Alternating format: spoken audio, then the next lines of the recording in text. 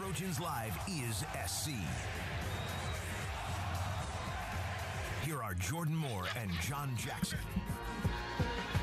Back on Trojans Live, Jordan Moore and John Jackson. Get ready for your next big game. Let Ralph's help make game time a little easier. Place your order today for ready-made party platters at your neighborhood Ralph's Deli or ralphs.com/order online. Well, Nickell Robey-Coleman is coming home. You know, he's actually a Florida guy, but an adopted Los Angelino. Of course, came out to USC. Early career in the NFL in Buffalo, and we were talking just a couple weeks ago as you're back here, you're in school as well, finishing up your degree, and you were looking for an NFL team. I said, you know, Robert Woods got out of Buffalo, finally got to come home. Maybe we'll get you to at least a warmer climate, and sure enough, just a couple days later, you're wearing that Rams hat. You know, how's it feel to get to play ball in Los Angeles again? Man, it feels great. I'm so happy right now. You know, good weather, you know, back around family, you know, and it's just a great feeling to be around the guys that, you know, you met when you first got here. It's like LA adopted me, you know, when I first got out here, you know, coming from Florida. And again, it's just a blessing, you know, to be here and be able to play back in the Coliseum, you know. Like I was saying, we don't really deal with blue too much, but we're going to deal with it on a temporary basis, you know, just for the Coliseum and the Rams, you know. So, again, I'm happy. I'm with Robert again. You know, it's like I'm following him. So, but, again, it's just fun. It's fun. I can't wait to get started with the guys on the football field, like, you know, practicing and stuff like that. We're doing OTAs right now, so it's been a quick turnaround for me. So just getting used to the system, getting used to the culture there, and just trying to start something new, fresh. Right. Well, before we get on to your NFL career, you know, the transition from Florida to California and then in Buffalo. Right. I just have to ask you. I played once in Buffalo, and I'm telling you, I was the first one on the plane to leave. So, in terms of Buffalo, I mean, from the weather standpoint, how difficult was it to play there? It's tough to play there. Weather-wise, tough. Other teams had struggled playing us there in Buffalo because the first half, you know, it'd be sunny at first. You know, it's 1 o'clock.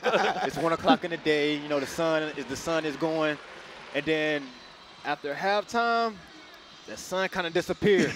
And it's just all wind, snow flurries, ice, hail falling out the air. I mean, out the air, yeah. And you got stuff hitting you in the face. It's just, it was tough. Okay, so I was with the Arizona Cardinals, and we flew there. And we came out for warm-ups, and I had, you know, thermals and was gloves and the whole works. Gotcha. Looked across the field, and everybody had their sleeves rolled up. I said, we lost. Right? That was immediate. We might as well have just gotten the bus right there because there's no way we could do it. You know what? Our coaches tell us, like, to do that. You know, it takes that. It's like an ego thing. It's like they really out here with no sleeves. Like, it's 18 degrees out here. Right. Like for the Cleveland Browns game, it's like this was the coldest game by far. It was like 9 degrees, wind blowing. When I hurt my pinky, and I felt like my pinky was going to stay inside the glove. That's how cold it was. That's how cold it was. I couldn't feel my toes. You know the little shaker warmer things? Yes. I'm putting them in my cleats. I'm putting them in my cleats. Okay, good. I'm glad I'm not the only one.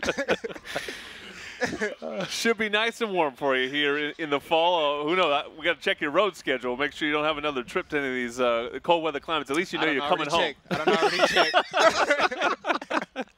I don't already check. We got 12 out of the 16. 12 out of 16. That's good. We're good. We'll take it. You know, we'll take it. 3/4 of the schedule. Yes. 3/4 we'll of the schedule. We good.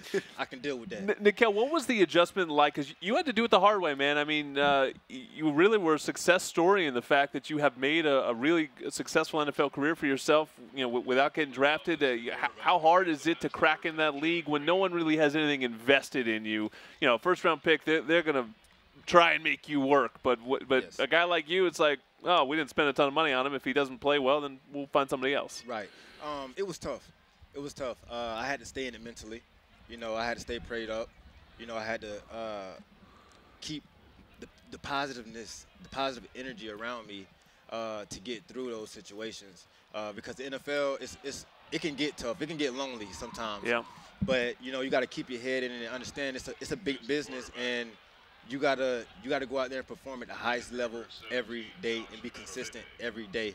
And you know, it was like it kind of helped me out in the end, because now I'm a true professional, and now I know what it takes to get there by being from the bottom, you know. Right. And so when I came in from the bottom, and that process of just slowly, gradually coming up, I kind of like from that point on, I was just like, wow, like it can't get no worse than this. Right. It can't get no worse than this. So if I can get out of this, I can get out of anything. Right. You know, I can get out of any situation, and that kind of happened for me. I went out there, I got the opportunity. I asked Coach, like, can I just, you know, I just want to show y'all that I can do it. You know, just give me a fair chance, a fair opportunity to go out there and showcase my talent. You know, in the classroom, I showed them that, you know, I'm a student of the game. You know, I study, I know football well, and when I went out on the field, I executed, and I made plays. I made the plays I was supposed to make, and it was, and I just thank God for that. You know, and then I got my big debut down there in Miami, my rookie year.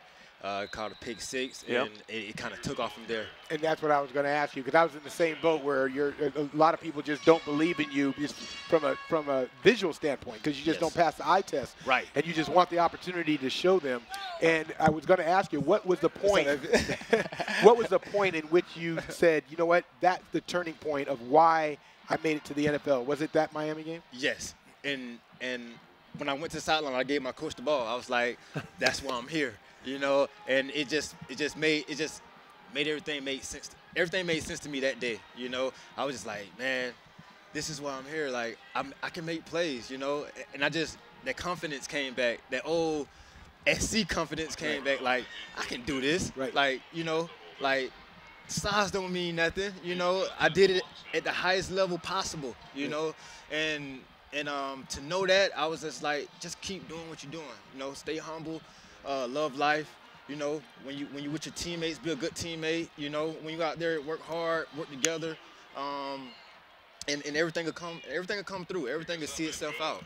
Do you feel like you carry an extra edge maybe than even your teammates don't, because you've been through so much that, you know, not that you're any better than them, but I'm just talking about internally, that there's a little bit more edge, a little bit more fire, a little bit more focus that you might have in comparison to your teammates because it wasn't handed to you. Right, and that's key, and that was key right there for me. I didn't get drafted, and so every day it's like you have that one little nightmare or that one little thing sitting in the back of your head, like, you're undrafted. You know, and so that's what pushed me to go super hard. Like, every time I'd be like, oh, I'm gonna just, you know, I'm gonna do this rep 80%. Oh no, you went undrafted.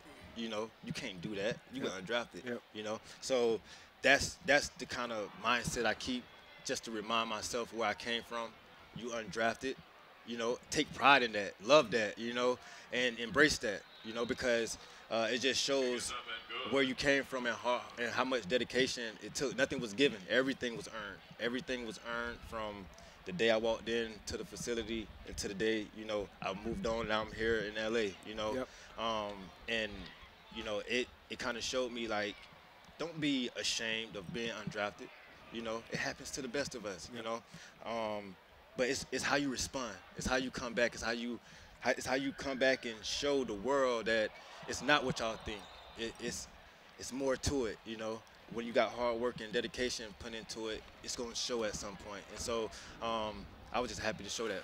But the lasting vision of Nickell is always him being that front guy leading the Trojans out of the tunnel. To this day, I just see photos everywhere, and it's always Nickell right there in the front. And the newest Los Angeles Ram. Be fun to watch you run out of that Coliseum tunnel again. Congratulations to Nickell Robey-Coleman.